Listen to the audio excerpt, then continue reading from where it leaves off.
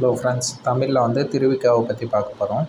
திருவாரூர் விருதாச்சலம் மகனார் கல்யாண சுந்தரன் சொல்கிறது தான் திருவிக்கா. அதாவது தமிழ் தென்றல் என்று அழைக்கப்படுபவர்.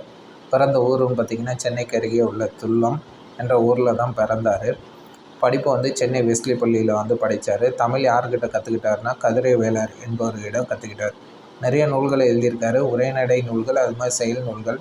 உரைநடை நூல்கள்னு சொல்கிறது முருகன் அல்லது அழகு, சைவ திருவு, சைவத்தின் சமரசம், கடவுள் காட்சியம், தாயுமானவரும், ராமலிங்க சுவாமிகள் திருவுள்ளம், அது மாதிரி நிறைய நூல்கள் இருக்குது. அது மாதிரி செயல் நூல்கள்னு பார்த்தோம்னா முருகன் அருள்வேடல், திருமால் அருள்வேடல், கிறிஸ்துவின் அருள்வேடல், அருகன் அருள்வேடல். இதில் ஒரு ஹிண்ட் என்னென்னா, அருள்வேடல் அப்படின்னு வந்தால் அந்த அருள்வேடல் நூல்கள் எல்லாமே செயல் நூல்கள் தான். நம்ம ஈஸியாக ஞாபகம் வச்சுக்கலாம்.